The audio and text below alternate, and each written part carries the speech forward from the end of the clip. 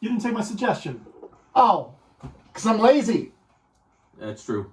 Story checks out. Story checks out. Nick is lazy. Joe looking fine over there. Hey. Joe looking fine. Hey, we're on YouTube. I noticed the YouTube videos like directly in front of me, so I gotta put on some threads, man. Joe's looking fine. Rob's angry, and this is Nick, and he's just here. Oh yeah, welcome. This is gonna be a fire episode. I'm Welcome telling you to right Keeping now. Up with the Cardassians, a proud affiliate of the Odd Pods Media Network. We are so happy to have you here. Still, yeah, they haven't kicked us out yet. They haven't fired us yet. Because they haven't listened to the show yet. They haven't listened to the show. That's They'll probably get there. accurate. Especially last week. Yeah. Or the week before that. Yeah. Or the several weeks before those. Exactly. Everything but the non-visitor interview. Man, we were well behaved. Look Yeah, at us. we were. So anyways, welcome. We are a Deep Space Nine based podcast for now because we're running out of seasons. We're into the season 4 finale this week. We got 2 episodes to review with you today. We got Bar Association and what was the other one called? Hold on. We did not do Bar Association. No, Body Parts. Yeah, Body Parts. Body Parts. And Bar Broken Association Link. was last week. And Broken Link. Wow, I'm fired.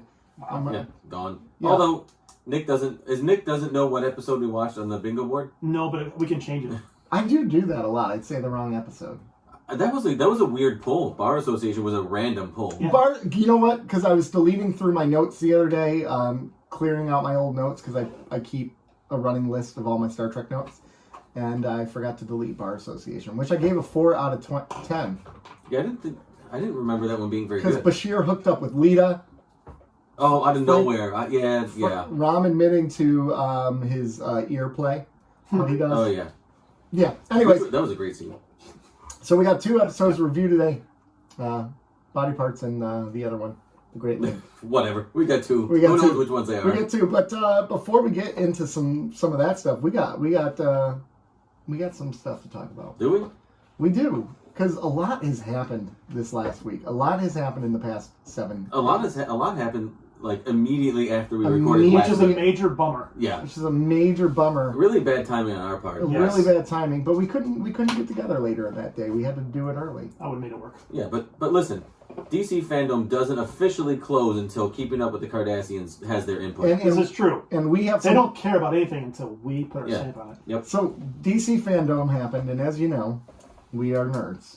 So we watched it. Nerds. Nerd alert. Nerd alert. Ooh, I need to get that as a... Oh, I need to... Oh, yeah. That needs to be an audio clip. But so anyways, we watched it, and there were some good flicks in there. Black Adam, I don't really care about. You know why? Yeah, because the Rock's in it. Because The Rock's in it. That's why I care. You would. Shots fired. The Rock is garbage. You would care. Yeah.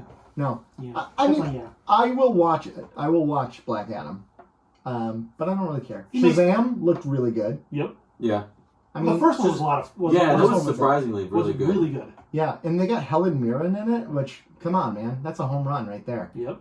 Knock it out of the park. Knock it out of the park. I think that was it for DC Fandome. Yeah, that's it. I feel like those are the opening acts. Like we're at a concert. Those are like the bill is like 4 bands long, Oh, and those are definitely- like the opening They acts. definitely saved the Batman till last. Oh my didn't god! they? Yeah, they did. They absolutely waited till the very last minute. And so Batman came out, and the cool thing that they did is they showed like a behind the scenes. Which I thought was awesome. They showed a lot of the footage. Do you want to talk about the Flash first before we go into the Batman? We probably should.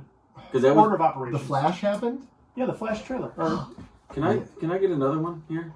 Another beer? Yes, that's what Yes. they're there for. Right. They're there for your enjoyment, for your drinking enjoyment. Good. just put it in your mouth, man. Well, I'm going to. Thank you. Yes. So anyways, Girthy cans. yeah. So the Flash. To the Flash. So I'm watching this, and at the very end, There you go. when he's about to pull the tarp off the Batmobile, all I could think about was you. Thank you. Yeah. Yeah. And it's just like Taking enough where it's like for Undressing you, that Batmobile. Yeah, it's that just- beautiful, beautiful black, sleek Batmobile. Oh my gosh, I It's got can't a wait. nice long Batmobile. I can't wait to see it. Just the tip, man. They just gave you just the tip, though. They didn't show you the whole thing. No, they didn't even take the tarp off. No. That was fully dressed, and I was still like, you know what I had? I had a bat boner. And they dry humped you. I'm here for it. This can is really bothering Do you me. need help? Oh my No. gosh, you got a bad can, didn't you? Yeah, that's all right. Okay, he's got it. He made it work. So, anyways, But you got the ears. and you got to hear Yeah. Michael Keaton Yes. as well. Yes. You got to hear Bruce Wayne. So it's kind of a tease, but it's not really a tease. And you had some of the score from Batman at the very beginning of it. I don't know if you noticed that. I didn't, That was actually. the Batman score. I didn't notice. Yes, not the Batman theme song, but the score from Batman. And then it segs into the Flash at the end. So yeah, because you see Wayne Manor right away. Right. Joe's fighting Hey, his can. keep going. And it's pretty fun. You guys keep going. So you had that. They didn't show Batman. Which But is okay. You got some teases, but we did see that there's going to be multiple of the Flash because we saw two of him in Yes. the one scene, and and one is wearing Supergirl. an old Batman suit, Batman suit that's been spray painted with the Flash on which was on it, awesome. Right. which is a really cool touch. What do you guys think of Ezra Miller as the Flash? I don't care. Fair enough. It's fine. I don't dislike him. I don't Yeah. love him.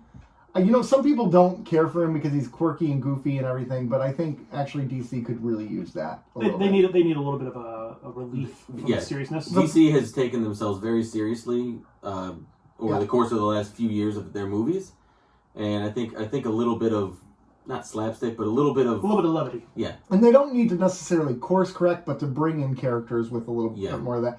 Like when they did the Justice League movie, they overcorrected Bruce Wayne. They made him like a goofball, Batman a goofball. Man, quippy. That was a problematic because you could have just had the Flash do that, and then they made that with Aquaman too. Like Although where he was Aquaman was a lot of fun. he was, but he was constantly trying to come on to Wonder Woman, and it's like. Have you seen Gal Gadot? Yeah, Yeah. but then you hear about the behind the scenes stuff with Oh, Joss Whedon, yeah, and now it makes it like really icky and uncomfortable because this guy is a dirtbag, and All men are dirtbags. not all men. Yes, all men. Yeah, I'm gonna go with all men, all men. All men are dirtbags. except for the three in this room. We are saints. Goddamn saints. Okay. So the Batman. Now we've come to the Batman. We all waited for it.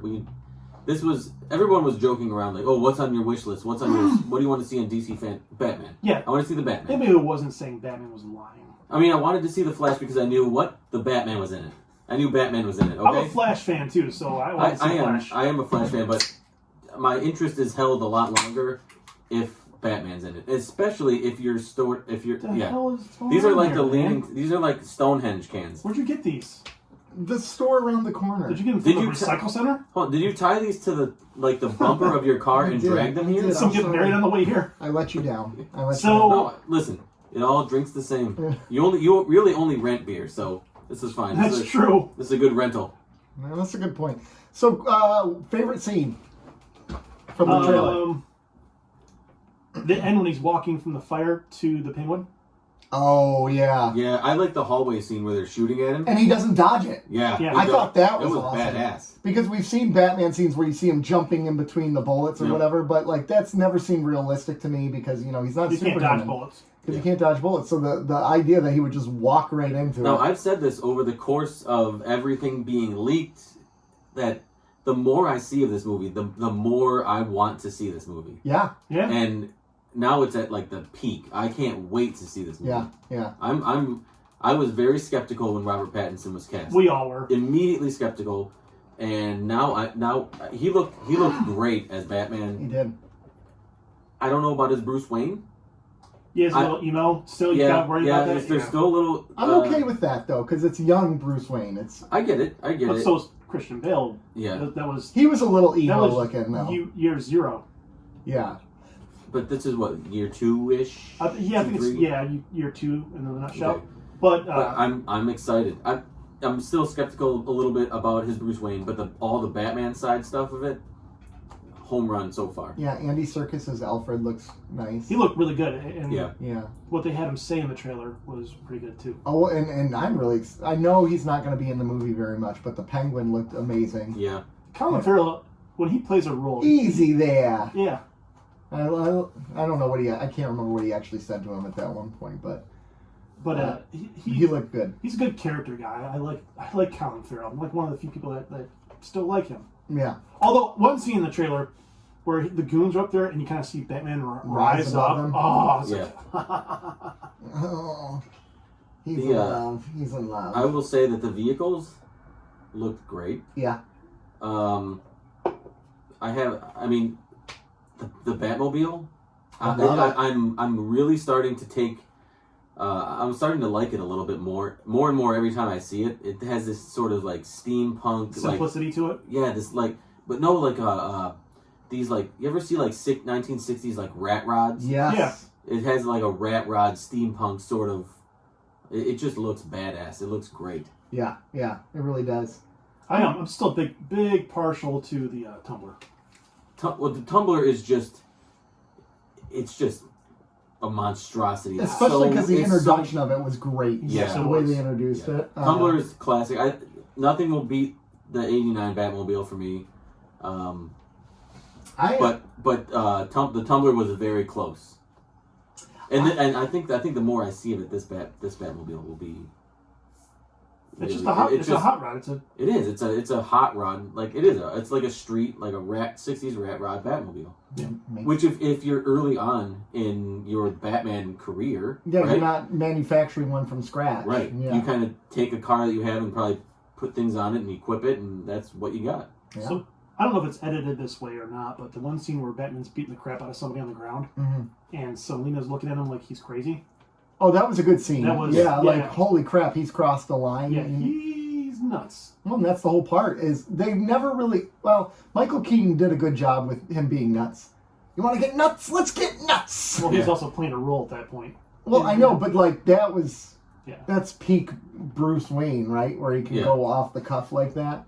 You never really saw that with Christian Bale. Which is good. He keeps the two personas... Because I feel like he is nuts. Like, he is... He is nuts. Oh, he is. But Bruce Wayne is the character. Right, but that's exactly what it is. And the calm, like, philanthropist businessman is, like, him holding back. It's this persona that he's portraying. That's his act. Yeah, it's an act. And I feel like Keaton did that really well. Like, in that scene where the Joker's in Vicky Vale's apartment, right? Yeah. And... Vicky Vale. Vicky Vale. He takes out the fire poker and is like, "You want to get nuts? Let's get nuts." Like, that was him snapping. Like, okay, I can't hold back anymore. Never rub another man's rhubarb. I love it. It has some great lines. Yeah, it did. That movie is very quotable. Very quotable. That's why it's the best Batman. No. It sounds like a Mount Rushmore. You know what, though? This is like the equivalent of saying, like, who's the best basketball player of all time? Michael Jordan. Michael Jordan. But would Michael Jordan thrive in this era of basketball? Michael Jordan would score 60 a game. You can't touch him. So, yeah, he would thrive tremendously in this game. Michael Jordan scored like 33 a game against, like, the 90s Knicks, the 90s Heat, the Bad Boys. And he would pick up his three-point game very easily. He was a That's very true. good. He would shooter. become a perimeter. He'd become more of a perimeter guy. He was such a competitive human being. He would figure out the game, and he would think LeBron. I don't think anybody's ever been that competitive that I've ever seen. Tiger Woods.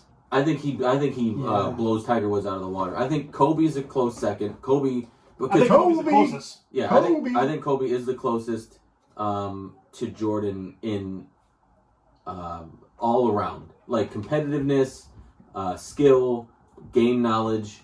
I think he was the closest to Jordan. I think Bill Laimbeer. Just kidding. I think LeBron is probably the better basketball talent overall. Okay. Over Kobe, not Jordan. Jordan's number one with a bullet. But excuse me. I don't know. All right. Well, what would be a better example, though? Something that you can't compare, because that's what I think. You can't compare the '89 Batman to the Dark Knight because they were a different era of movies. I was thinking Batman. Well, that's what I mean. Like the Dark Knight trilogy is what I meant to say. I think your analogy is on. I think it's trying to compare Kobe, or no, I think it's trying to compare Jordan to LeBron. You can't. It's a really difficult comparison. Yeah. Because they are playing, or maybe like, if you want to keep it in sports, trying to do football, because football is significantly different now than it was in the 80s and 90s. It's like a completely different game. It could have Joe Montana or even Brett Favre if they were protecting him. There's a good example. Like if you compare a quarterback from the 1980s era, like Dan Marino. Versus quarterback today like Drew Brees. Yeah. Can you really compare the two? Or was the game so different because Marino was just murdered constantly because there were so many. Everybody back then, man. But look at the passing numbers Marino put up in the 80s and 90s when it was a running league. But Marino would have won at least a championship if he played in the current or in the modern NFL, and he would have put up like astronomical numbers. A lot of those cats would have back in the 80s. Oh, absolutely. Vinny Testaverde. I mean, I'm gonna go deep down the line, but he would have been an elite quarterback. Warren Moon. That's what I was just about to say. Warren Moon. Warren Moon. Boomer Esiason. Hold on. Too far. Hold on. Listen. What would Randall Cunningham do in this NFL? Oh my gosh. Yeah. Yeah. Well, heck, Michael Vick now. Donovan McNabb now. He was less mobile. He was mobile, but I feel like he was more of like he was a pocket passer who could run. Vic was a threat. Rodney Peete. Rodney Peete would be worse. He'd be worse than he was. Yeah. Rodney Peete played in the exact era he needed to. Though that does make you wonder, like Scott Mitchell, right? He was an adequate quarterback, but he probably could have been pretty good in this league. Not even trash. He's left-handed. He'd been Mark Brunell. Yeah. No. I mean, You mean our quarterback coach, Mark Brunell? Thanks. Scott Mitchell was a frumpy left-handed quarterback who played for the Lions. He got his 1 year and he fucking cashed on it. Good for him. He had some good years here, though. He had a good year, and he cashed on it. Yeah. Yep. Maybe. All right. So Batman. This has been Sports Talk with Keeping Up with the Cardassians. I know. What else is going on, gentlemen? What else have you seen in the news this week? I thought something was interesting. That Mel Brooks is making History of the World Part 2. I saw this. I'm here for it. I'm here for it too, absolutely. But keep in mind what History of the World Part 1 was. Yeah. It's going to be drastically different. This is interesting to me for that reason. Can you do a satire? Like you can do satire, but satire in 2021 is different than satire in the 80s. It really is. Or when was History of the World Part 1? It was 80s, right? Early 80s, yeah. Let's find out. I want to say 83. But 81. Has it really been a satire at all in the past 7 years? Other than maybe like Pop Star? Maybe. I mean, when was the last scary movie? I think early 2000s. Because there's 5 or 6 of them. There's a the last good one's probably 3. But yes, okay, so the last, maybe Key and Peele. Oh, you're talking TV show? I'm talking anything pop culture that's really kind of satire. Key and Peele, yeah, would be the closest thing. One of the last, I just looked it up, and one of the last satire movies I see was Cabin in the Woods from 2011, which that was a satire about scary movies. Oh, I see. I didn't Never see even it. heard it. Oh, I've heard it. Really? But I thought that was like actually something that was supposed to be scary, or it was meant to be scary, but it's also a satire in the sense that it plays off of all the tropes. Kind of like Scream. Yes. Yeah. But Scream's not a satire. Scream's a love letter. Because it reversed everything. Scream's a love letter. Like it kills off the music. Yeah. A satire. Yes, but Scream. Men in Tights. Scream and Scream 2 were great. Yeah, I agree. They were love letters to horror flicks. Yeah. To slashers, to like all these horror movies that came before it. It didn't feel like a ripoff, or it didn't feel like satire, even though it was paying homage to what came before it. Mm-hmm. I don't know how satire works nowadays. It'd be interesting if they could pull it off. Yes, because satire today would be like, wouldn't it be like something like The Office, right? It's satire. It's based off of what a comedic workplace is, right? Or even The Office now, like, it's funny because you watch The Office now, and some things that were said get made. Some things that were said and done in The Office were like, they were funny and acceptable. And that was between 5 and 10 years ago, and even that has we've quickly aged out of those jokes. Yep. And as funny as they were at the time, and The Office is probably the most bingeable show ever, or Seinfeld. Office or Seinfeld are probably the most bingeable shows. People would say Friends too. I'd say Office over them all. I'd say Office one. Actually, I'd say Community. No, I say Office blows Community. I mean, we're talking. I love Community. We're talking bingeability. All time though too. Yeah. We're talking about like. And listen, I have no qualms. Seinfeld's my favorite show of all time, but I think The Office is the most bingeable show, and the most like backgroundable show. Right? You can have it on in the background and still kind of get the jokes, but not have to pay attention. Yes. But I mean, some of those jokes aren't 2021 approved. Yeah.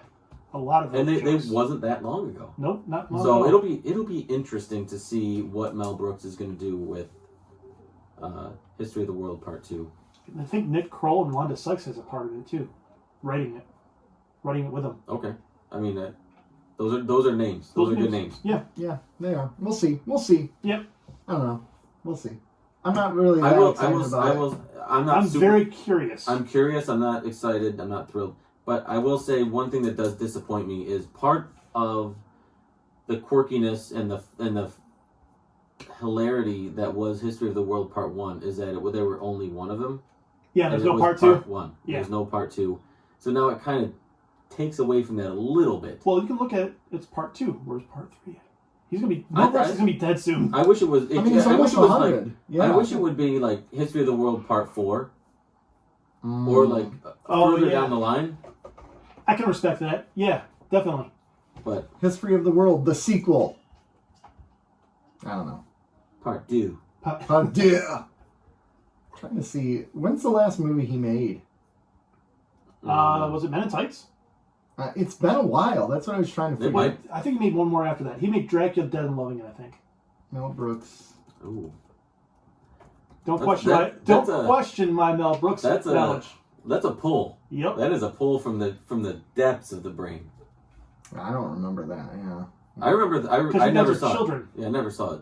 Excuse me. It wasn't that great. No. I think Men in Tights is the last good thing he's done. I liked the name though. I remember hearing it, Dracula Dead and Loving. I'm like, that's a good name. Yeah, I don't know. No, I can't. Well, you have a computer and IMDb. Yeah. I'm looking it up, but like it's kind of the problem is he does a lot of like small roles, whatever. So it looks like the list is a lot longer than it really is. Look for writing credit. Oh, yeah. Is it a writing credit? Is that what we're looking for? Yeah, because he writes and directs a lot of his own stuff. Okay. It's for director credit. Like a Spaceballs, the animated series. Dracula Dead and Loving It, 95. That was it. Yeah, don't celebrate. Spaceballs, the animated series. Boom. So that's no one knew about that. So that's what I actually did not. That's what did him in was Dracula Dead and Loving It, which that was not a good movie. And that was right after Men in Tights, wasn't it? 2 years after. Men in Tights was phenomenal. We're men. Yeah. Phenomenal. That's a hell of a drop off. Yeah. For one of your better films to one of your worst. Abe Lincoln. Did you just call me Abe Lincoln? No, man. I said Abe Lincoln. I love it. That's a good movie. So that's a quotable movie. Very quotable. He had a pretty good run for it was History of the World in 81, Spaceballs was 87, then he did Robin Hood Men in Tights 93, then Dracula Dead and Loving It. So God, I love Robin Hood Men in Tights. Yeah. Blazing Saddles, Young Frankenstein were both in 74. Young Frankenstein, I love Young Frankenstein. So you know how earlier you were talking about Tim Russ? Yeah. So the guy in the field where they're combing the field in Spaceballs, the guy he goes, "Man, we ain't found shit." That was Tim Russ. What? Tuvok from Star Trek Voyager. Yeah. Yeah. Okay. Yeah. I'm gonna email Mr. Russ. Yeah. There you go. There's our in. Yeah.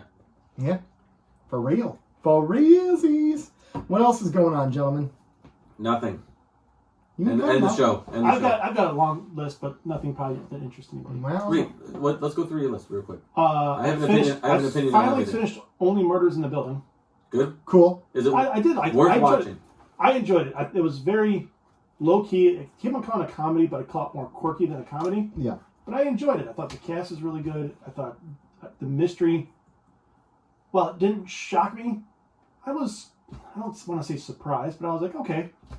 That's all right. It kept your curiosity. It kept my curiosity. It kept my interest, and it was a fun watch. I enjoyed it. I'll get around to it in 3 years. Yeah, 3 years, my ass. Yeah. 13 years. What else you got? The new Tremonti album. The what? I know we don't talk music a ton on the show, but the new Tremonti album. And what are your thoughts? Dude, it was really good. I don't even know what you said. Tremonti? Tremonti. All right, Nick's Googling it. It is a hard rock album. Tremonti. And it's really good. Spell this for me. Tremontie. Or T-I. Oh, that last E surprised me. Tremonti, but the band. Yes, just the band. Tremonti. Not Mark Tremonti. Just Tremonti. Tremonti, I found that. But hard rock, kind of aggressive rock, and he's not the strongest vocalist, but the way he uses it in his songs is really, really good. Okay. It's the lead guitarist from Creed and Alter Bridge. Yep. Mark Tremonti, and he named his band Tremonti. Hey, I know a guy who has a band, and his name's in the band. It's just called Dave Matthews Band. And they turned out to be pretty good, so. So did a little band called Van Halen. Yeah, but nobody was named Van Halen. Or the band Slash. Eddie was. I know. And Alex. Or the band Slash. Was there a band Slash? Yeah, just it has Slash. Yeah, but they weren't good. Slash is awesome. No, the band? Slash? Is Slash the band as good as Slash the guitarist? No. It's Slash the guitarist. I know. But when? Now. Oh, no, never mind. Not now. Pass. When? Pass. What are we doing? Spaceballs here? Slash now is not good. It's great. No. No. I'll play you a song later. No. There's like 5 years of touring GNR that says otherwise. I'll play the song for you. Play a couple songs for you, and you'd be like, all right. Okay. We'll see. He's going to have good music to play. And maybe he's just bored playing GNR. That's probably fair. I mean, think about it. How many times have you played it? Yeah. This makes me think about bands that took on the name of the singer, the lead singer, or Well, it's someone. the front man. That's what they do. Who else does that? The Bee Gees. The Beatles. John Beatle. Yeah. Hanson. There you go. Well, actually, yeah. That actually works. That checks out. Hold on. Who? What are some more? Bands. There's Dave Matthews Band. Bands that. How would you Zach Brown Band or yeah, Zach Brown How would Band. you Google that? Nice call. Bands with name of in the title. Artist in title. Jeez, Google's Zach Brown Band is a good one. There's a lot of them. I think like Aaliyah. Brandy. Barbara Streisand. Okay, come on. That's what it gave me. Stop. That's what it gave me. Was it Nathaniel Rateliff and the Night Sweats? Oh, and the Night Sweats. That's a really good band. Yeah, that's too. a really good band. Son of a bitch. That was a good song. I don't. It doesn't really give you. It doesn't. The Allman Brothers. Yep. That checks out. The Partridge Family. The Pointer Sisters. Oh, Amy Winehouse. We're just naming artists. Oh, Garth Brooks. Ludacris. That's ludicrous. Come on. Luda. Good Lord. What else you got? That's I'll stop there. Huey Lewis and the News. Oh well, that's fair. Huey Lewis is the man. All right. I love Huey that Lewis band. slaps. Although their new album was terrible. Well, it's 2021 Huey Lewis. He's still making music? Yeah, he just released one last year, I think it was, and it was not very good. Pass. I'll pass too. No, it didn't have the same energy as the other albums. No. That's the problem. You need 80s Coke. Yeah, because you listen. You need energy. It just didn't have energy at all. You know what they need to be? You know what they need to admit they are? They need to admit they're squares. Because then it will be hip again. And they will be hip to be squares. That's really bad. And they will. That is awful. We are still taking applications for hosts. Yeah. For very bad puns. He's 71 though. Good for him. Sad thing for our listeners, we haven't gotten any that are good enough to replace Nick. No one's applied. And yet we're still considering the applicants. They'll get there. You'll get there. I think one of our kids will apply. No, I say we keep Nick. All right. He lost his hearing in his right ear. He is pretty. He's pretty awful with his puns. Yeah, that's true. Any other news for us, I'm gentlemen? good for now. One more thing I wanted to add before we move on is there's a show on HBO Max. I might have mentioned it last week. Never heard of it. White Lotus. Oh, no. Okay. It's blowing my freaking mind. Okay, I haven't finished it yet. I put on Twitter that you need to watch it, and Hillary said the ending was incredible. Hillary from the Muck podcast. Or not incredible, but she said that ending, and it had googly eyes. Which now I'm pumped to watch the ending. But you haven't seen the ending? I haven't seen the ending. I got 2 episodes left. It's only 6 episodes long. Did she spoil it for you? No, she did not spoil it. She just said the ending. Okay. That's all she said. That's spoiler-ish. She was saying No, it's not. It's not. It's not, because I know it's going to end. Okay. She was just pointing out... Can I continue? No. I don't like spoiling. I like going in fresh. Anyways, it's a show. It's a dramedy. It's a dramedy, and it follows 3 families who are on vacation at a hotel called the White Lotus in Hawaii, and it's really good. In every episode, you can tell stuff is about to hit the fan, and they keep building up to it in every episode. But every episode has a resolution to some extent, but the shit gets closer to the fan, and you just feel like bad stuff is going to happen, and I'm really excited for it. I'm signing up for it. Alexandra Daddario is in it. Connie Britton is in it. Alexandra Daddario plays... Whose chair was that? That was mine. Plays like she marries a guy. They're there on her honeymoon, and she's slowly realizing that, holy crap, she shouldn't have married him because he's a dirtbag. He's Plop from The Office. Oh. That's who it is. So, anyway, worth checking out. How many episodes? 6. Okay, that's doable. They're hour long each. 6 episodes. Oh. Damn it. Yeah. They're Just not make it a bad. lot more difficult. And Foundation is really good, but I know you guys aren't going to watch that. It's a sci-fi show. I'll get around to it. It's really You're good. so full of crap. It's so good. It's so good. It is good. I like what sci-fi says about our world, and that one's good. Anyways, what else? That's it. Oh, I know That's what time it is. Does everyone know what time it is? No.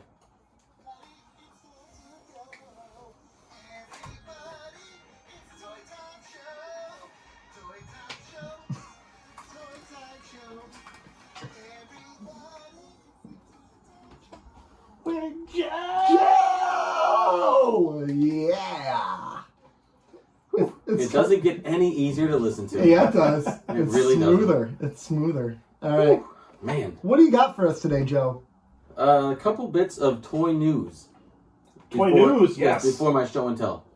I sent this to you guys, and I hope everybody has seen it. If not, please go check it out. Lego has released the house from Home Alone as a Lego set. Scale? No, I wish. But it's almost 4,000 pieces. Dang. $39.55, and it opens up, and it has a few rooms that are pretty articulate to scenes in the movie. Like, I think it has like the room where he eats his mac and cheese before shit gets real. It has like a train that goes around when he has the party, and when they drive by, and he has like the train. Michael Jordan goes by and he's playing the music. It has Marv and Harry the Wet Bandits as minifigures. It has their truck as well. Yeah, their truck. It has the treehouse. It has a treehouse. It's really something. Yeah.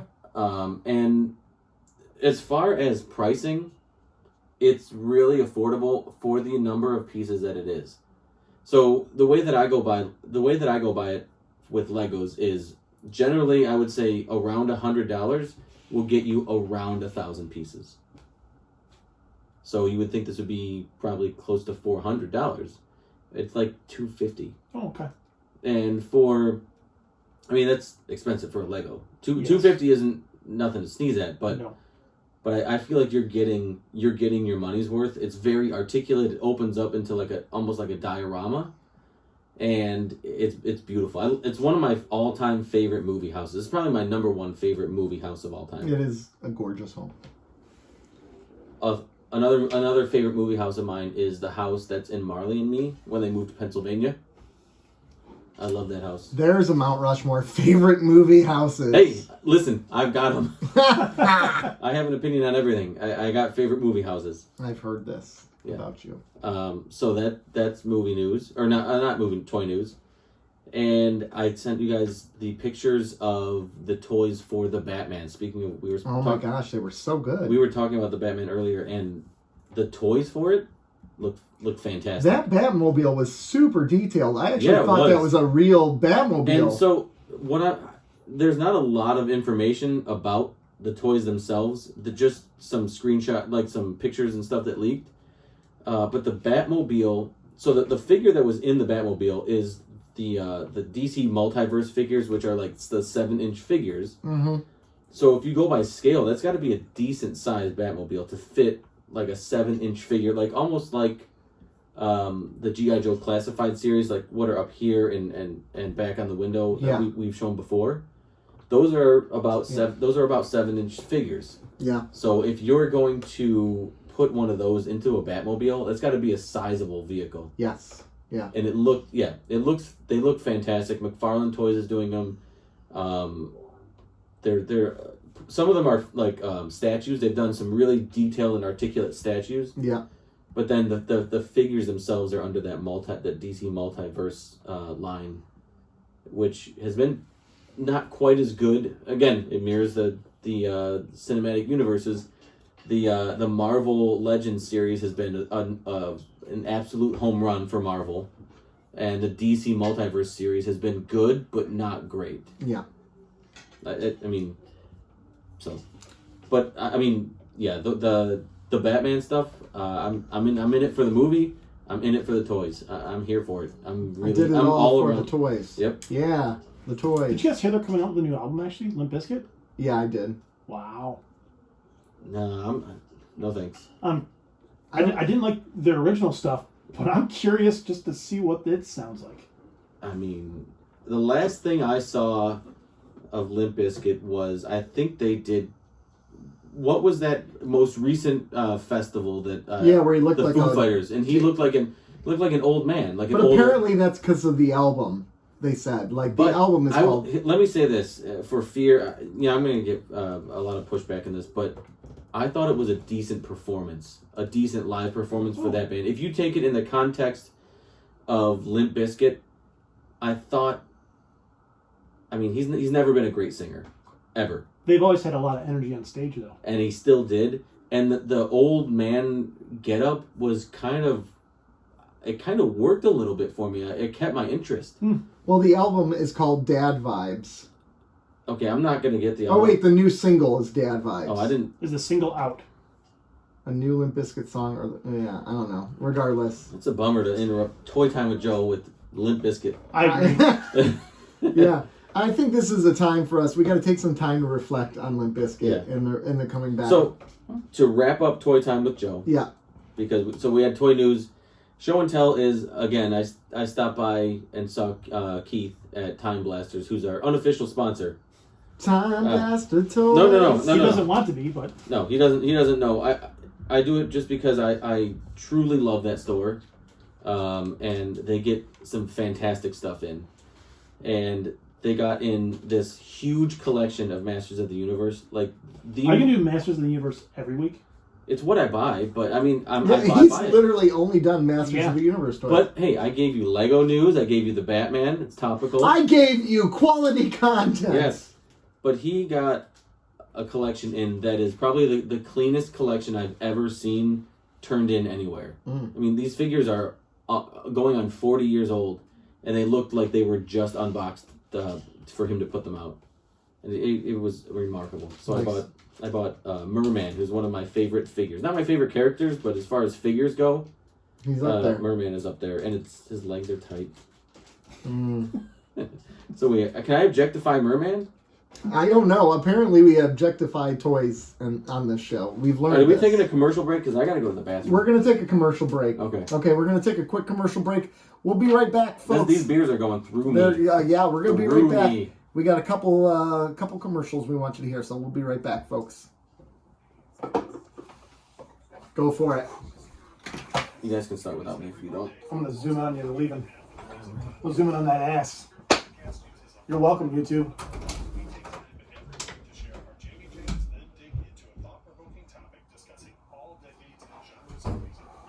There's a song.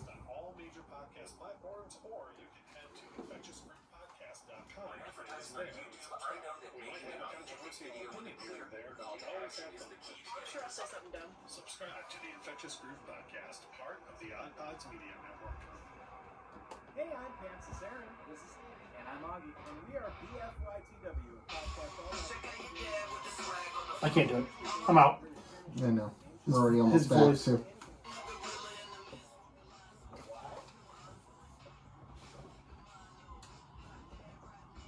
I think I can guess what the F stands for. Can you guess? Friendship. Friendship.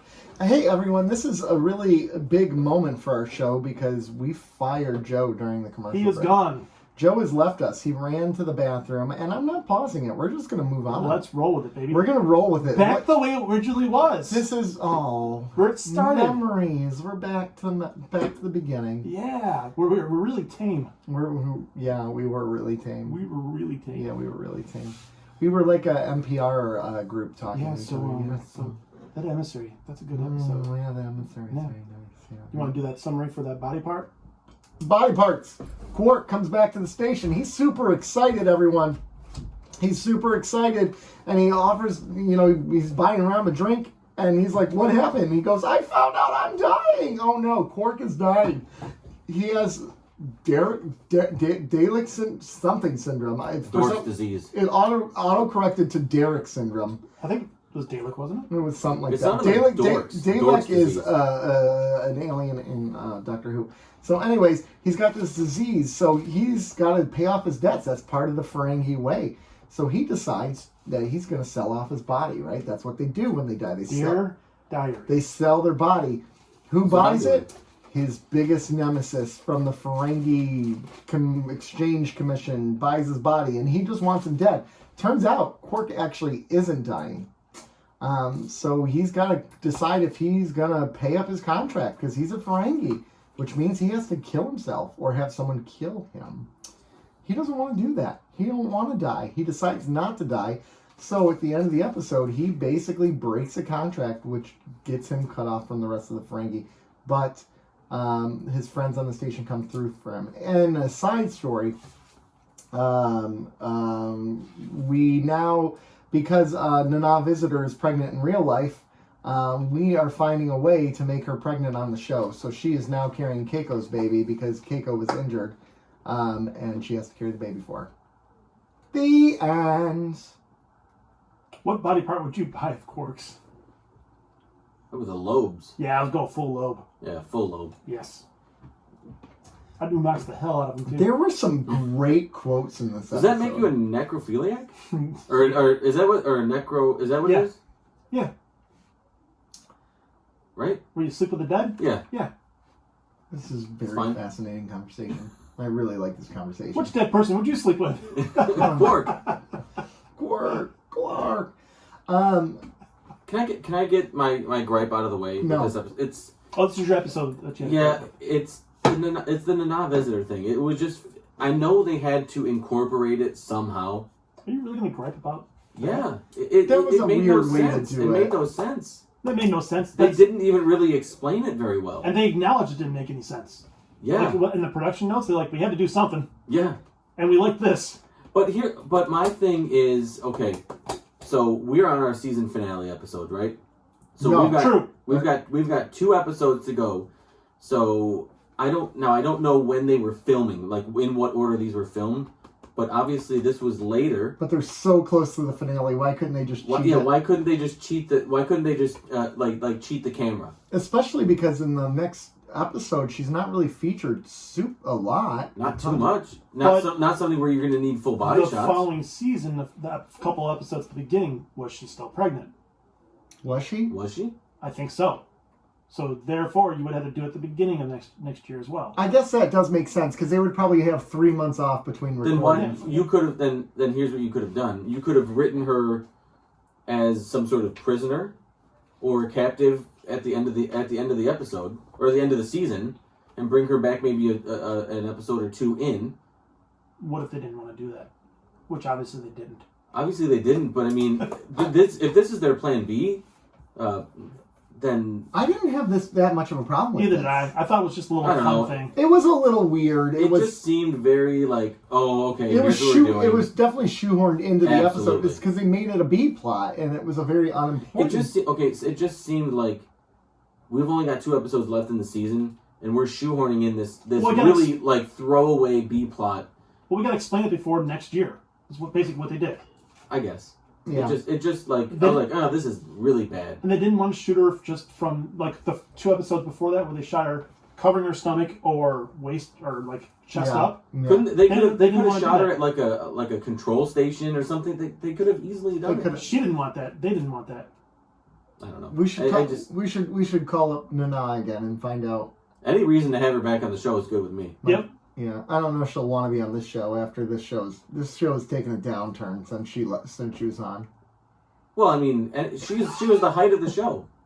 Was this before or after the Jason Momoa Ryan Gosling wrestling thing, which was after? Was before? Everything after that conversation is a downturn. Well, that was before Nana. Are you like a depressive drinker? So like when you're drinking, you're just everything is I was worse. just being feisty. I don't know what I was doing. I'm sorry. I let you down. I'm sorry. Do you want a hug? I do. You want a hug on air? I do. Let me zoom out. Oh, hold on. We're gonna hug. Hold on. I don't want to hit you, man. Hold on. Give me a hug. Oh, there it is. Hold it.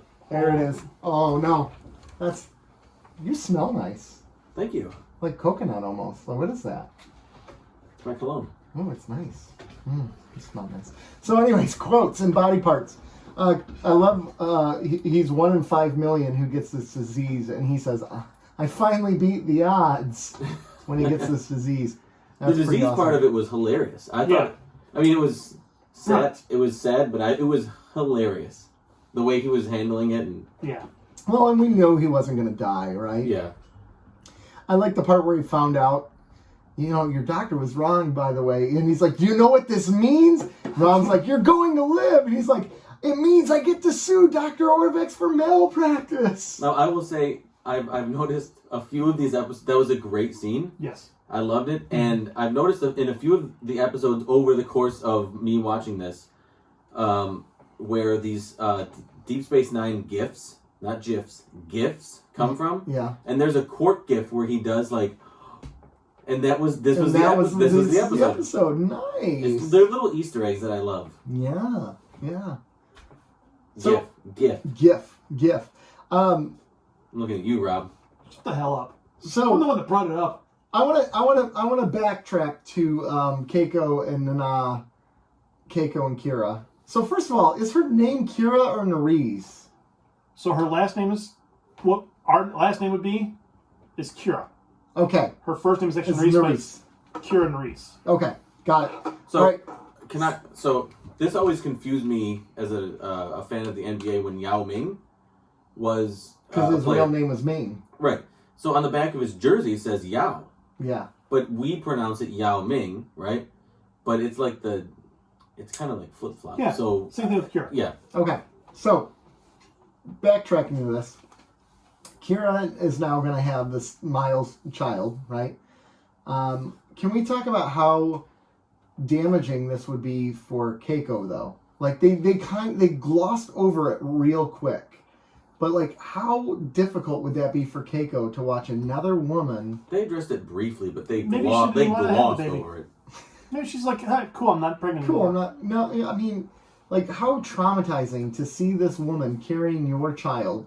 It's different if She did it all for the Nookie anyway. Dropping. Yeah, Limp Biscuit thing. I don't know. I'm just curious. I'm curious Just one of those days, from man. our female viewers, like watching that. Well done. If you watch the scene where Keiko, like she's, almost dies, so they transport the baby out and put it in Kira or whatever, and now Kira's around with your baby in her. Okay, so I think that's got to be difficult. I think it would be different if you weren't able to carry the baby in the first place, so this person was all along the surrogate, but to become the surrogate. My issue is interspecies, right? Yeah. So she's Bajoran and Keiko is human. Mm-hmm. Like full on human. Mm-hmm. How are they going to get the baby out and into... I guess I'm applying too much logic to this. You are. Well, from the whole plot, that's it's not like she's Trill and it's like a host, right? This is a little bit different. Right. And it just didn't make sense. No, it wasn't. Yeah. Like I wouldn't imagine.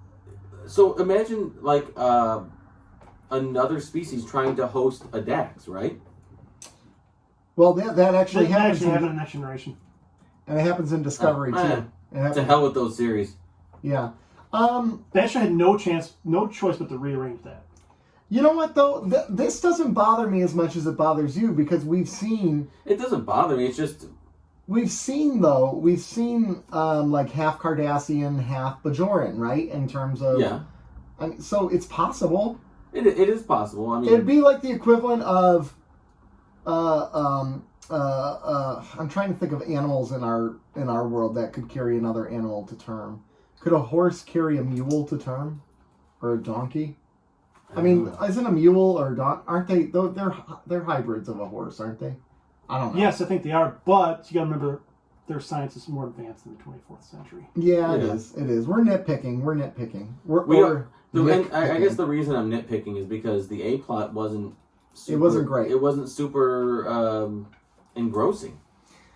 I didn't think this episode was bad. You're giving me the opinion that you didn't like this episode so far. No, Garrick was in it, so I loved it. Garrick was in it. The whole scene where they were practicing ways that they were going to kill him was fantastic. That was fantastic, yeah. And just walking through that, and I enjoyed that. The dream sequence was a little weird. Yeah, it's totally weird. For his decision on how to, all of a sudden he was going to cut off his contact. But I will say, that last scene... It almost teared me up a little bit. It did. I got emotional. It was very sweet. Very sweet ending. It was such a good ending where they're just showing up with stuff. And that's not even the sweet part about it. But when he was up at the bar and he's like, he started to say something for a moment and then stopped and just kind of admired what was going on. Yeah. That's where... It got me, though. Like, it kind of surprised... It genuinely surprised me because when Bashir comes in with the wine at first, I was like, oh, okay, maybe he did receive payment and he's just... giving it to Quark, and Quark could use that to start the bar back up organically. Yeah. And then Dax comes in and gives him the ugly glasses. And I was like, oh, okay, now they're doing it, and it was really heartwarming. Really heartwarming. Yeah, it was a nice moment. But here's a question I really have. Thinking about this, Quark is a pain in the butt for all of them. Do they really want Quark to succeed? Would they really bail him out? Well, or are they trying to change him in some sense? It's more of a... Quark is an annoying... He's necessary. He's a necessary evil. Bam! There it is. Bingo! He is. Okay. They all... But I think they have faith in him. Do they have faith in the heart? They do. Okay. Quark is pretty easy to read. He's pretty easy to read. Yeah.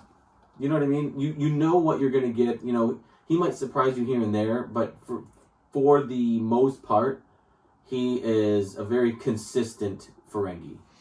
Yeah. I mean, I think the only time he'll do crazy stuff is if he was doing it for the Nookie.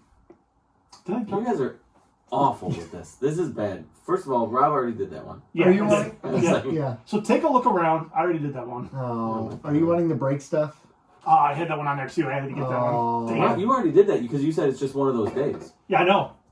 But that's the song lyric, not the song title. I know, but you didn't think I picked up on it. Yeah. I did. That's on my gym playlist. Is it? Yeah. That's a great gym song. Yeah. All right, let's get in together now and get back on track. Let's keep it rolling. That's not bad. I like it. Yes. You guys are... We're going to have to rearrange this episode. Oh, my God. My generation isn't going to like this. Let's get rolling. Oh, boy. Who's going to have this last beer, by the way? You could take it.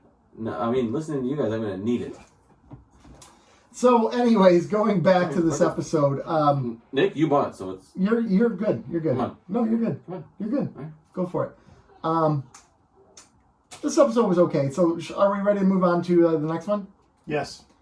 All right. Next episode we got here is the Great Links. So, this episode fairly simple, fairly easy. We got Odo there. Odo gets sick. He's all of a sudden losing the ability to stay in his... Stay erect. Stay in a solid shape. It's sad. It's a sad day when it happens. And he's really struggling, and they're trying to figure it out. They can't figure it out. They decide, crap, we can't solve this here, you guys. We have to go to the Founder's homeworld. We got to go there to fix this. So they're going to go to the Founder's homeworld. So all of them go. Kira wants to go, but they say, Kira, you got to stay back. You can't go. So Kira stays back. They all go. She's pregnant. Garrick tags along with them. because he wants to rescue Cardassians. Actually, turns out he just wants to blow them all to heck. That was after he found out about the Cardassians. That's after he found out. Turns out that he got sick because he was poisoned by the changelings. They poisoned him the whole time. Because they wanted him to come back to pay for his crimes of killing the other changeling, because no changeling has ever harmed another. So he joins the Great Lynx so they can judge him and see what his thoughts were. Well, they decide they don't kill him or anything, because no changeling has ever harmed another, but they do the next worst thing. They turn him into a human, and they keep him in his image of that he already had, to remind him of what he had and what he lost. Brutal. Episode ends with the Federation is about to go to war with the Klingons. But it's not just the Klingons. This was a great reveal. It's a changeling in the body of Gowron. Dun dun dun. End of season. I was genuinely surprised. Really? Yep. That was a nice change. Nice little twist. Because, it's end of the season and the episode is starting to wrap up. I'm like, okay, there's no cliffhanger. Yeah. What are they going to carry? What's the momentum into season 5? Yeah. And then it was like, oh, what's that on the TV, like on the monitor or screen or whatever? And it was like a minute left in the episode. I'm like, and it was Gowron. I'm like, okay, he's going to declare war, right? Or that's what I thought. It was going to be a war declaration. Because I was like, okay, here we go. I don't remember the series, but yep, here we go. It's going to be a war, and they're going to say we've had enough. We're declaring war on the Federation. And he kind of did that, but then kind of for better or worse, he did. Yeah. But then Odo was like, "That's a change." Like his whole, I saw him in the Great Link, and he's one of the founders. Yeah. Ooh, nice twist. Dang, boys. Now, does that mean Gowron has always been a founder, or? That's my question. We learn more about this later, don't we? Yes. Yeah. So my thing is, what I was thinking as a new person watching the show, I've never seen it. So, has Gowron always been a founder, and he's and for the entire time, or is the actual Gowron missing or abducted, and somebody has taken his appearance and kind of taken from there? That's my main question. I do believe we find out more about that next year. Okay. Next season, I'm sorry. Yeah, next week. It's like going to be like 4 weeks, I think, before we find out. A month. Oh no, like 5 weeks. Yeah. Okay, well because that would be interesting, and if he was always a founder, and this was like a really long con, like a long game. But I don't think he's, just based off the information we have, I don't think he's always been a founder, because they just found the wormhole 4 years ago. Okay. Does that make sense? Yeah, it makes sense. Yeah. So I don't think really the Dominion was worried or knew about us until the wormhole came into play. That makes sense. So, 2 Garrick episodes in a row. 2 Garrick episodes I know. in a row. And he was great. Come on. Like, his conversations that he was having with Odo were fantastic. Yeah. I love the stories that he was telling. when he was convincing Cisco to go on there on the, he's like, I'll tell him so many half truths and lies that he won't know what to do with. Just because their relationship is based on, and Odo loves it. I loved the bookend conversations with who was the woman's name? Oh, did anybody write it down? I didn't write it down. But the woman in his clothier store. Yeah. There was like the bookends like before, like in the opening, where Odo kind of just dismisses him, and he was like, I see. The only real crime is what happened. Yeah. Letting her walk away without securing a Man, date. she came on strong, didn't she? Yeah. She came on I real don't strong. like to eat alone. No. There's nobody like you. It's like he's like, I don't eat. I do. I was like, It was a little uncomfortable, honestly. Like, no, not at all. Not at all. I'm ready to go. Yeah. Well, I know, but like that would. Oh no. What are we having for dinner? Let's do this. Hard pass, man. You're coming on too strong. You're desperate, lady. What? I don't want you in my life. What? Really? No, hard pass. You wouldn't want She a lady looked to come on good you? too. She was in a nice dress. Just because you look good don't mean you're worth it. Sometimes you have to... Boy, you need to stop objectifying. See, I can be oblivious. She was objectifying Odo. Yeah, she was. Shaylon Arroya. And she had no idea what... Well, actually she did. She'd been watching Odo. Yeah, because she knew 9:37, man. Yeah. I'm bummed. Very punctual. Yeah. I'm bummed this is the only time we see her, though, ever. Yeah, me too. Well, so there's a story behind it. Originally, they kind of wanted her to be a love interest. Ugh. But I think something else came along, or I don't know. But that was kind of a... I didn't find her acting that great. No. I mean, she was acting? Yeah. I'm pretty sure they just picked a horn dog. Like, oh, okay, here's a horn dog extra. Let's put her in a tight dress. This chick is drunk and she's asking for things. Yeah. Put her on the show. Give me more lines. I like that. I'll say whatever you want and do whatever you want. In the beginning of the episode where they were talking about comforting Odo and Worf was defending Odo and said, no, he wants to be by himself. He wants to be alone. Good on Worf. Yeah, Worf was great with that. And they're like, and Worf, how did you learn that? By socializing with him. Socializing. Shoot. And if Worf could have said it any more robotic, that'd have been great too. His delivery is so bad. He's a Klingon. He's a Klingon, man. They all deliver pretty... No, but most Klingons are like, they have a little bit of growl. They're a little more emotional. Yeah. Worf is pretty dry. He's very dry. Like, that is what he was doing. Mm-hmm. It's like... Well, he's a Klingon trying to be in the Federation. I know. What I'm saying is it doesn't... He's fighting his natural urges to rip them to shreds. I know, but the other Klingons, even Gowron, the fake-ass Klingon, was great. Yeah, he was. Gowron's always... His eyes. Whew. Yeah, his eyes. He's got some great eyes. He's got some great eyes.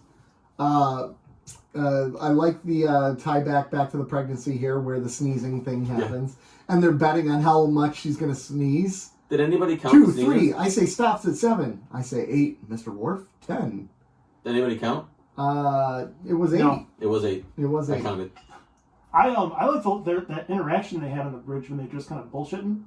Yeah. That was a lot of fun. Mm-hmm. We should do more of that where they kind of shows that camaraderie. They've had scenes like that, and they're always really well done. Yeah. These like camaraderie scenes. Yeah, and it really helps the show. I would watch a whole episode where nothing happened other than them hanging out. I want to see a DS9 sitcom spin-off. It would be hilarious. DS9 field.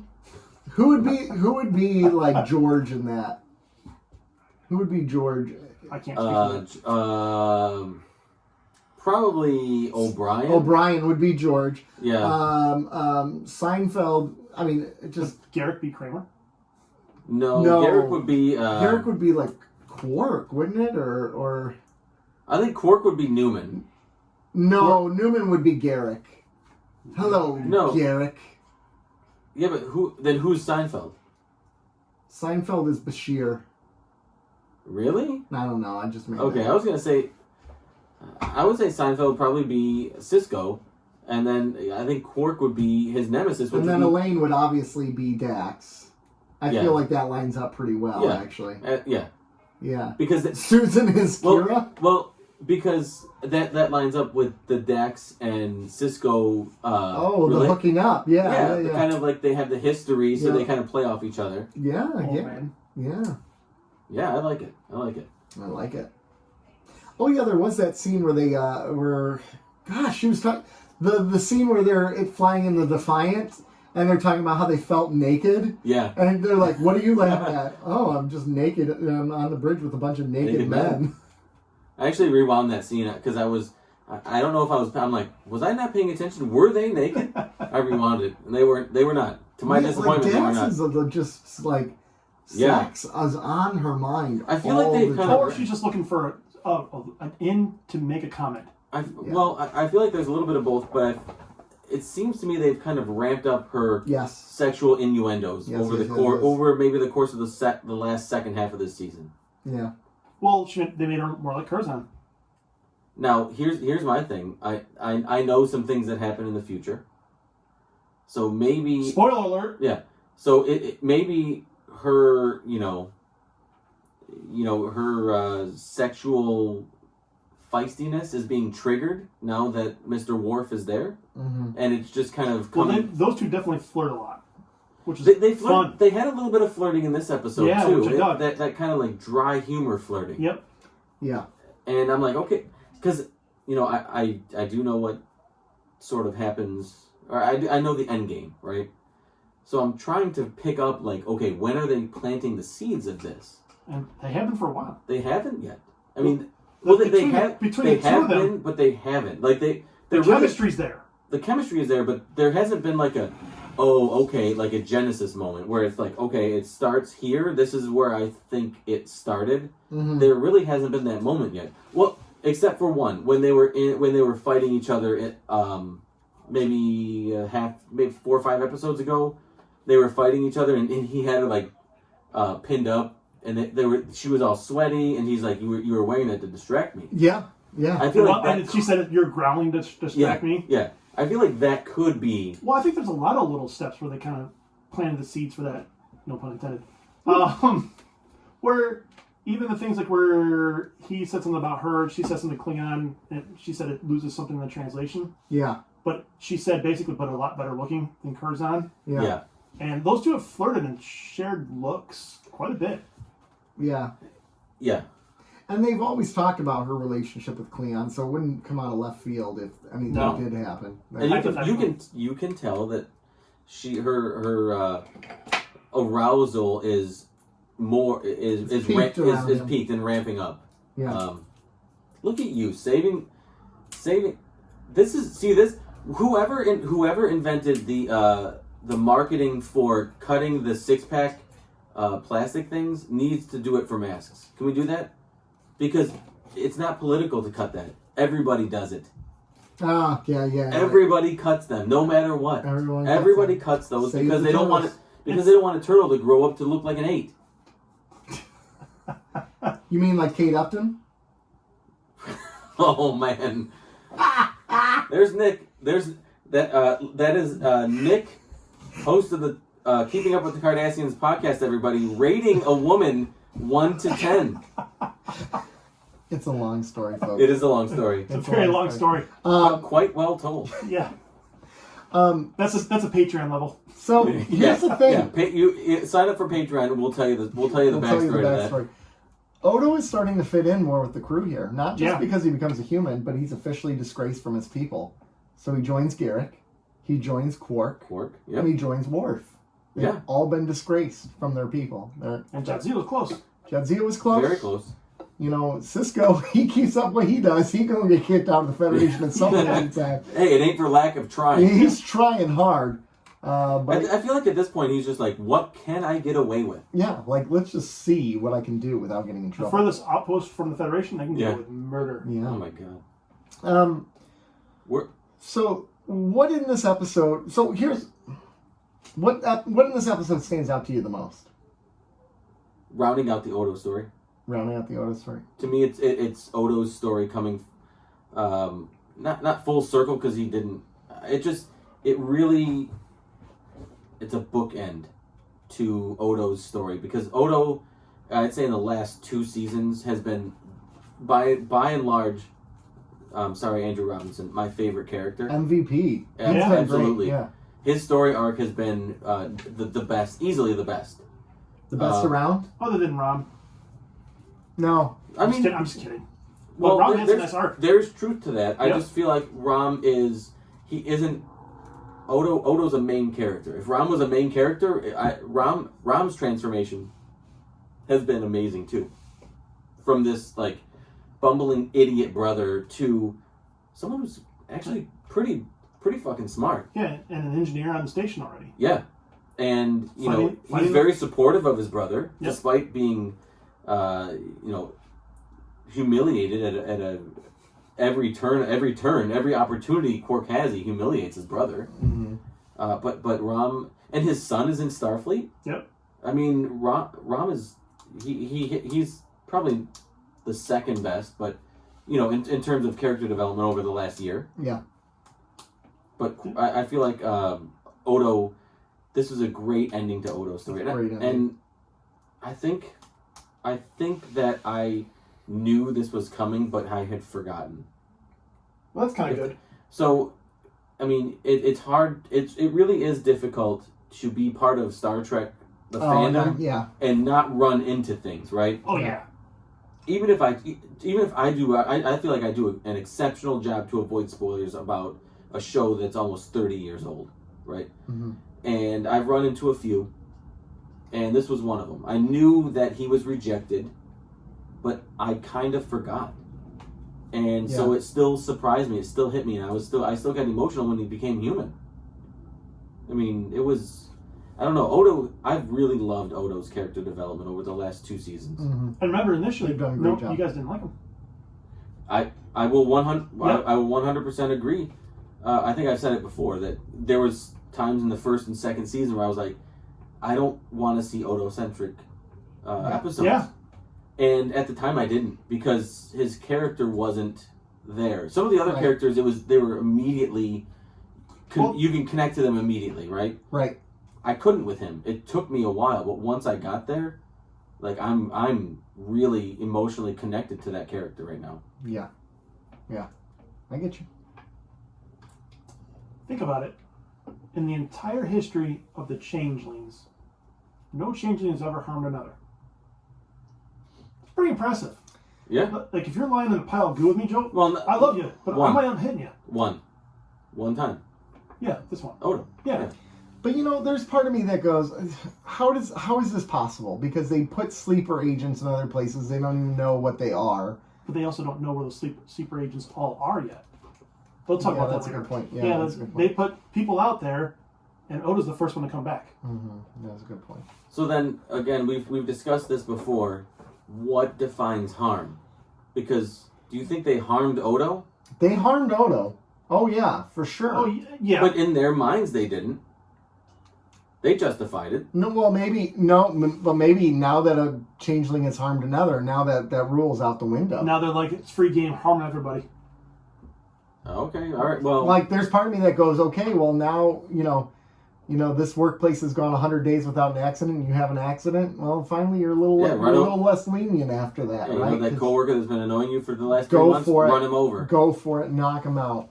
Make him dead. But I mean, now we're talking like an eye for an eye leaves the whole world blind type of stuff. Like, but that's what the changelings are. But before they were like, okay, nobody touch anybody else's eye. Right. And now they're like, okay, no one touch our eyes. Nobody. Right. Now they're like, okay, I accidentally poked Rob's eye. Yeah. Now with my finger, and now we can just poke everybody's eye. Yeah. Well, I think. Well, maybe they didn't really view him as a changeling at that point. Well, he was a changeling I agree. until they did that. And they want him to come home and just trying to find something. Yeah. You want to nitpick? How do they turn someone into a salad? They did him a salad. Bam. Bam. How do they turn him into like? Come on, no. But that's okay. I'm not going to nitpick that. That's the dumb thing to nitpick. I did love his walk to the Defiant, like when he's like, "No, I'm going to do this myself." He wanted to exude confidence and strength to the people, and they're all watching him. It's almost, what it reminded me of. In those hospitals where they do the honor walk for like the people who are going to transplant organs who are dead, who are like, brain dead or whatever, and the doctors and everyone lines the aisle. That's kind of what it reminded me of. Like everyone was saying bye to Odo at that point. You know what it reminded me of? Huh? The scene in RoboCop when that guy, one of the bad guys gets thrown into the toxic waste and he comes out and he's like all melting. Yeah. Oh and my gosh. And then Kurtwood Smith hits him, or no. Who hits him? Yeah, I think Kurtwood Smith hits him with his car and he just burst into pieces. Can I tell you how much that scene messed with me when I was a kid? Oh my God, yeah. I had so many nightmares Oh over my that scene. God, yes. That was messed up. I mean, man. his whole face was just like melting. It was unbelievable. It was great, but Yeah, I was like, that scene stuck with me. Yeah, it was. In fact, I just Googled it. RoboCop melting man pops right up, man. Oh my gosh, he was so. It was. Have you ever seen it, Rob? Years and years and years and years. RoboCop melting Look man. at Look at those practical That's effects. a thing of nightmares right there. I miss practical effects. Oh my God.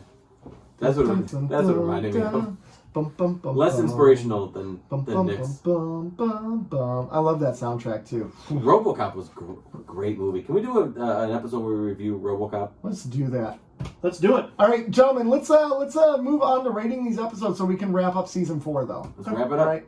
So let's start with rating the first episode, which is definitely not Bar Association. It's Body Parts. Yep. Body parts. Body Parts. Okay. Body Parts. So I guess I'll go first. We've established a few episodes ago that 6.5 is the base level for a Garrick episode. That's true. We're gonna bump that down to a 6. Okay. This was a 6.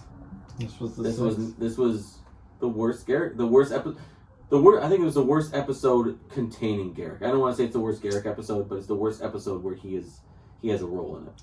You know what's so interesting is I wanted to love this episode because there's some really cool stuff in There's there. some fun things in There's it. some good stuff. Quark has some really good one-liners. His relationship with Rom in this one is, the ending is solid, but nothing hooked me in this episode. I didn't really care about it, didn't love it. 5.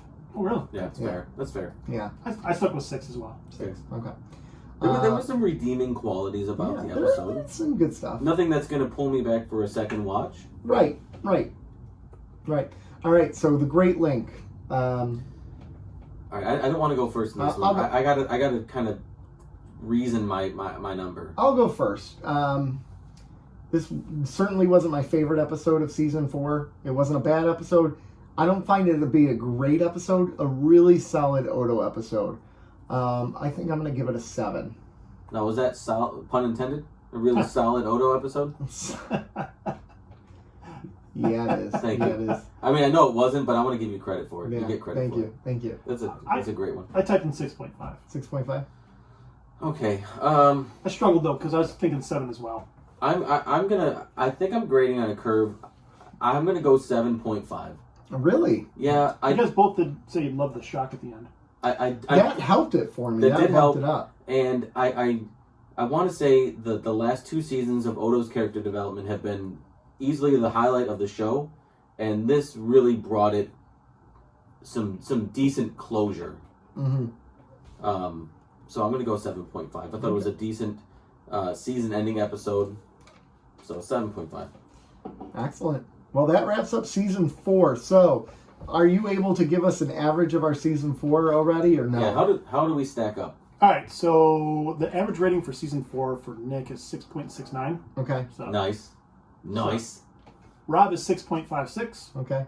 Joe is 7.02. Wow. Man, let's go. Let's go. Okay. Okay, so how does that rank season by season? Okay, so Nick is 2, I'm 3, you're 1. Season 3. I don't really know what that meant. He said you're number 2. He said you're shit. That's what I heard. He said I'm pissed though. Joe, we're all kind of in the same ballpark. It's been pretty consistent, actually. Yeah? 6.67 for Nick, 6.73 for me, and 6.96 for you. Wait, so you're saying I rated this episode, this season, less than season 3? Mm-hmm. No. Yeah. No, season 3 was 6.67, right? Yeah, and he's 6.69. Oh, I guess, yeah. Yeah, so this was 0.02. a little bit better. But I thought this season was the base- significantly better. Wow, but the stinkers were really bad in this season. You're I also- think- I think I gave one a 2. Yeah, I think the lows were real low in this season. Yeah, they were. But I think it's because the highs were high. The high, yeah. That's a good point. I think in the context of Yeah, I season, gave a 10 this one. yeah. You gave 2 10s this one, by the way. I think I gave 1 10. Hard time was a 10 for me, right? Hard Time was a 10 for me, and I gave The Visitor a 10. No? Way of the Warrior. Oh, yeah, the season premiere. I only gave Visitor a 10. You gave it a 9. Yeah, I gave it a 9. I gave it an 8. Fuck you, man. I gave it an 8.5 retroactively. Ha! Lowered down to a 7.4. I mean, if I could lower my score, I would. So season 4, though, I thought, I mean, some people say it's the best season. I got to see the rest. You got to see Of the course. rest. But so far, where would you rank it? Would it be your favorite season or no? Yeah, probably. I think 3 and 4 are a toss up for me. Yeah. 3, I thought 3 was fantastic, like really, really good. Okay. 4 had some of my favorite episodes. Hard Time, I think, was my favorite episode of all time, over Duet. Yeah. And it advanced the Odo story a little bit more, actually a lot more, basically towards the end of his Changeling story. So Yeah. I don't know. You'd have to catch me on a certain day, and it'd be 3 or 4. Yeah. I mean, just looking back, there's some really solid episodes. I mean, you had Visitor. I thought Hippocratic Oath was okay. Little Green Men was fantastic. That was fun. Did you ever go back and try Our Man Bashir? I did. I liked it much more, yes. Thank That God. was another fun That was There were some great. fun episodes this season. Homefront Part 1 and Paradise Lost Part 2. God. It was a good season, but there were some really bad ones in Oh, here. can we go back to these 2 episodes that we reviewed? I like that they actually played the pregnancy into both. Yes, yeah. Like, okay, finally, we're doing something in an episode where it comes up in a later episode. I know. Well, they did it. They did Although I guess their hand is being pushed here because she's actually that. Well, pregnant. they did that a lot because they actually referenced a bunch of episodes in these 2 episodes. Like when Quark was Negus for a week. Yeah, They actually did a lot of that yeah. these 2 episodes. Mm-hmm. Yeah. So. All right, so can anybody give me a spoiler-free teaser for season 5? What should I kind of be on the lookout for? But Aliens. Okay. Space. The Final Frontier. You guys are the worst. A ramp up of the Dominion War. Yeah, that kind of. Oh, really? Like a big ramp up. Okay. Now I'll take that because I was expecting a really big ramp up of this war, especially how season 3 ended and season 4 started. I thought the whole war kind of took a backseat. It did this season on purpose. By Is it like a slow burn type of thing? the beginning of the season, I think we talked about this in Way of the Warrior. Is they were told to get the Klingon involved and make Okay, that yeah, absurd. Worf was introduced. Okay. Yeah, so that kind of, I mean, if you think about it, that might have threw off a lot of their mojo for a lot of, because I know they had already written a lot of what they had planned going. Okay, so we're doing our season wrap up. Let's evaluate Worf. Sure. First season of Worf in DS9. Not great. Not great. You both have said though you liked them a little bit more. I did. There were. Can we go back to the episodes where? Give me like the last 4 or 5 episodes because there was one. What was the one where I said Worf was? He really kind of caught me. For the Cause or To the Death, probably, where he was. What was the one where he was on trial? I think that was the one. Oh, that was Rules of Engagement. Rules of Engagement. Yeah, that one. Okay, I think. What did I give that? 7. Okay, I think that was the one where I was like, okay, I think I might be able to get into this character. And then I think they kind of let me down the rest of the season. Well, he's a stick in the mud. I mean, that's what He is. Yeah, and he's that in Next Generation. But I too. think Well, they were all were. some of the relationships that developed for him helped strengthen his character. I think he's not a great standalone character. He's good as an accent character or like a character who has to play off someone else. Okay, and they this do a better is job his of first season here. He's fantastic. After being on the Tim Burton Enterprise. last week. Now, Mm-hmm. was he kind of like this on Yes. the Enterprise? Yes. Yes. Okay. I'm not a married man. All right. I mean, whatever. I didn't think it was a great introduction. People love him though. I know. People love him. I People know. love their Worf. They wanted to make a series where he was the captain. Man, that'd be a tough sell. That would be a tough watch, actually. Like, I like Worf, but not as a lead. Yeah, that'd be tough. I like him where he's at. I like his placement on the show. I just feel like the execution of his character could be a little bit warmer. Yeah. I realize he's a Klingon. Listen, I realize this. But it's like, even Gowron's a little warmer, or some of the other Klingons, they're kind of the like thing. jovial, right? They're forget, kind of he's a entertaining. Klingon that's in the Federation. I know. Doesn't really know how to act. And Yeah. he was raised by humans. Yeah. But anytime I think about Worf this season, I just think about the one line where someone asks him, "What did Klingons dream about?" And he goes in that whole Dreams that you would not give you nightmares and give you stuff. nightmares. It made me laugh. make you feel like crap. Bruh. Emo. I'm emo. Worf. Yeah. He's the Batman. I'm Robert Pattinson, I'm Worf. Worf. Worf as the Batman. I swear to Cleon, swear to me. Oh my god. All right, what else stands out on season 4 for anybody? They've livened Dax up a lot. Dax though. Yeah, I think we kind of touched on that. Yep. I do feel, I know that the relationship with Worf is coming. I know that.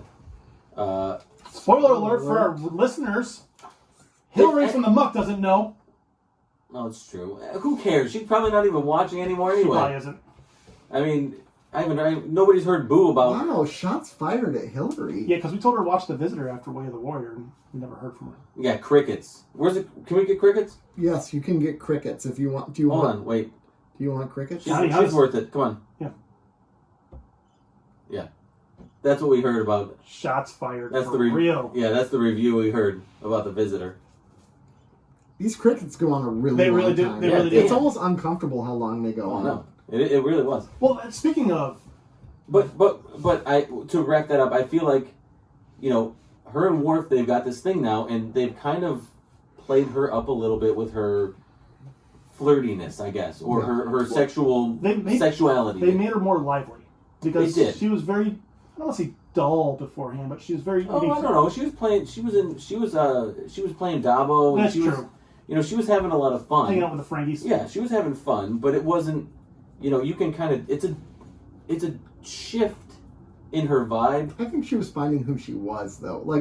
Yeah, there's 100%. We know that the writers were trying to find who the character was, but I really think if you look at this and pretend like this wasn't a writer thing, I mean, she was new into that body. Yeah, you're right. Right? This Only was a few years, yeah. Not even, right? I don't recall. I want to say it's like within 3 years. I want to say it was pretty quickly because Cisco had never met this Dax. Yeah, until they were assigned. So, to me, it's her becoming more comfortable as Jadzia. And once she finally gets there, this is when the horn dog comes out because she's comfortable. Yeah. Hey. And she's ready. Happens to the best of us. She's ready for action. Happens to the best of At us. all times. I can tell. The best. Oh, wait. The best, Jerry. The best. How about Cisco becoming comfortable with the emissary thing? And wanting it back from... And actually kind of... that and also him accepting more morally gray areas and really leaning into them. Yeah. Really becoming confident in being okay with going against Federation. Do you think he's different as commander than he is captain? Yes. Probably. I think he is. I think he's more strong-willed. I think he's more assertive. I think he's more I confident. don't. I think he still makes questionable decisions. He still makes questionable decisions, but he just goes for him now. Oh, you haven't even he doesn't- seen questionable decisions yet. Oh my Yo, god. you pale moonlight though. No, man. I For haven't. the uniform. For the uniform. Oh, that's a good point. I mean, we got some good ones coming up. And that's next year. season 5? Yeah. That's season 5, though. Season 5 go. Okay, I'm here for season 5. I mean, I'm excited. It's season 5. We're in the stretch run now. Yeah. It's Season 5. wild. It's Yeah. it is really kind of crazy. It is. Oh my gosh. Oh my So- gosh. Viewers, we're going to need viewers, you're going to have to give us some ideas. Where do we go from here? I think we have a general idea. I think we know what we want to do. All right, show real quick show meeting. What do each of you want? What do each of you feel we should go? What's the direction we should Should go? we finish this recap of season 4 first? Yeah, what do you want to say about season 4? I forgot. I thought we were done with the recap. Yeah, I thought we were too. I think I'm pretty comfortable being done. We're at a minute or hour 20. We're in a minute 20? No. Don't worry We're about in the time. hour 27. Don't worry about the time. I am the only one who's worried about the time. Yeah. They you- can tune out if they want. Yeah. Don't worry about it. We do us, baby. Yeah. Where do we want to go with this? I don't know. Where do you want to be in a year from now? Because that's about the time frame, right? Alaska. And you.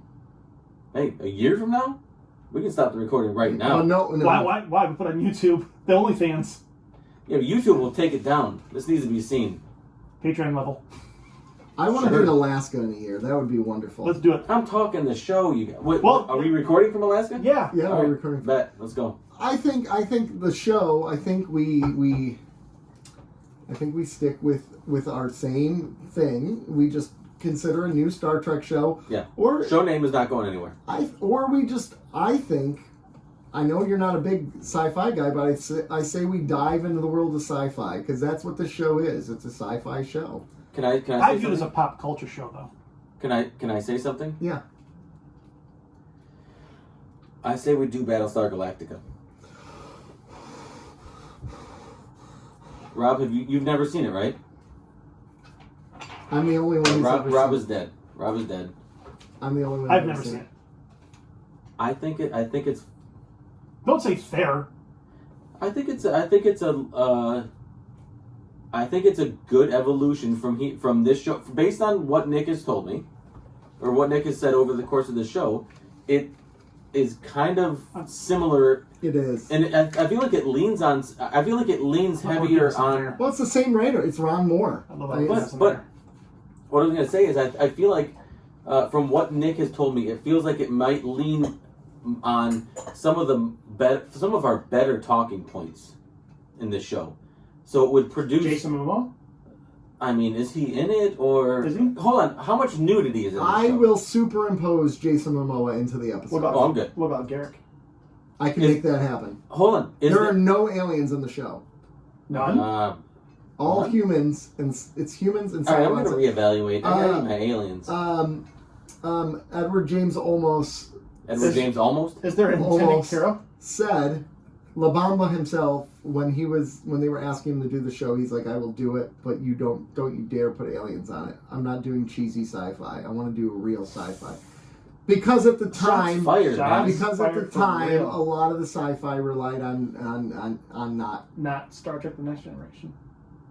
Yeah, but I'm talking about this was going to be on Sci-Fi Network. Oh, it was. Yes, this was a Sci-Fi Network show. It wasn't WB? Was this a straight to TV? Or sorry, the WB? It was a mini-series first on Sci-Fi, and then it was a series on Sci-Fi. No, we're talking the redo, right? Reboot, Not the 70s. Not the 70s, no, because Okay. that's really cheesy and terrible. Listen, I'm here. I'm in for it. I'm cool with whatever. I don't care. I feel like. Although I do feel think we should do Strange New Worlds as it airs. Yeah, we don't have to do one thing. We can do We could bounce around. Yeah, Bounce around. absolutely. We could jump around. Yeah. Jump up, and get down. Because I do feel like we are almost obligated to incorporate Star Trek in some regard. I mean, the show is keeping up with the Cardassians, Right. so we got to keep up with those Cardassians. We do. That's fine. I mean, we got to do year Star to figure it out. movies. Yeah, we can do that whenever. We can do that whenever. Guess what? We have a platform. We can do whatever we want. Yeah. I still love how we're doing this on the air. I know, right? Yeah, I love it. You know what I would like to see us do right now? No, since we're still in the air, what do we want to talk about that's irrelevant? Yeah. How was your week at work today? I would like to thank our Patreon subscribers. Yes. Would you like to thank our Patreon subscribers? I'd like to thank. I think I would like to thank Hillary from the Mug Podcast. Yep. And listener Annette From Cleveland. From Cleveland. Yeah. The Cleveland area, the general Cleveland area. True. Garfield Heights. She's a great baker. Yes, she is. Great baker. Say vapor? No, a great baker. She likes to vapor. No, She likes to I'm vape. gonna give her the chocolate chip cookies were better than the chocolate salt whatever. Well, chocolate chip cookies are always better than. Yeah. Dot. Yeah. No matter what. Can she make pizza? You Is can that ask her. possible? She might be I'm asking her, Annette, can you make pizza? She might be afraid to make pizza because of how lively this place gets because of pizza. Wait, we had pizza before we recorded, and listen to how it went for this show. Yeah, it's true. Went pretty bad. So thank you, Hillary, ass. and thank you, Annette, for being patrons of this show and supporting our future lie detector. Our future lie detector. Yeah, I'm serious about this. We're gonna have to talk about this afterwards because it was a little bit more than I thought it was. Oh no, come on, give us numbers. Yeah, on the air right now. We're just rolling with it now. $600 to rent it. No, you don't buy it. You actually have to have someone give you the lie detector. It's not just like it's not like. Is that like an employee discount or is that like the in deal? That's an employee discount deal, man. That's the in deal. It's expensive. All right, it is a little steeper than I thought. Yeah. But we have 2 patrons. It's only $200 each. Hey, right now, if we just average out our income over the next 4 years, we can make it happen in 5 years. Listen, okay, hold on. After DS9 wraps up lie detector test. But that's interesting. 1 year. It gives you 1 year to get your fucking story straight, guys. And Google how to beat one. Yeah. So I put that.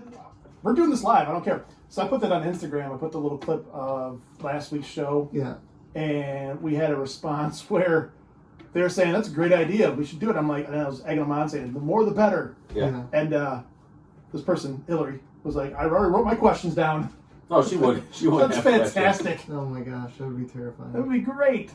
I can see the fear in Nick's eyes Yeah. now. I'm just terrified. I'm terrified. Hey, you don't have to do it. You can administer the questions. Yeah, You can narrate. We can, We're gonna need a You narrator. can supervise. Bob is Yeah. peeing himself right now. And this next question. Yeah. Oh. Bob is wet. He has peed. Oh, It's that's everywhere. I know, that came across wrong. That came across wrong. I mean, wrong for you, right? Super right for me. Time! Okay, where can they find us, gentlemen? Hold on. Gosh! Please listen, like, comment, Yes, comment. and refer a friend. Yeah, tell a friend. Yeah, Tell somebody. If you really dislike the person, refer them to our podcast. Yeah. Or if you dislike us, tell this person, hey, Listen to this Yeah. show. these guys are jerks. You should listen and just get your frustrations out. Yeah. I'm fine with it. That's okay. I'm good with that. But if you really love us, you can support us on Patreon at Keeping Up with the Cardassians. Patreon.com/Keeping Up with the Cardassians. Twitter at Cardassianspod. We're there, hanging out. That Instagram, yo. Yep. Keeping_up_Cardassian. Get it for the gram. We do it for the gram. You do it for the gram. YouTube. Hey. What's the other one? MySpace? Yeah, MySpace is on there. MySpace. And the Facebook. No one pays attention to Facebook. No one gives a damn. You know what? We're gonna ramp up the Facebook. It's on you guys. Oh, never mind. We're not gonna ramp up the Facebook. Nick can take over the platform. No, Yeah. Nick doesn't do social media. That's horse shit. With Bullshit. Anyways, everyone, this was Nick. I'm still going, so I'm going to keep talking until this thing is Lonely done. fans. Lonely fans. Joe, what's on your Lonely fans account? Oh, you fucking asshole. That actually, motherfucker just muted me. Lonely fans. I'll just put it on Patreon. Hey, everybody. Yeah, It's been great. Yeah, why not? It's going to be Yeah. a tier. Have a good one. Absolutely a tier. Bye. Bye. Yeah, Yeah, absolutely. I'm not it's here. saying bye.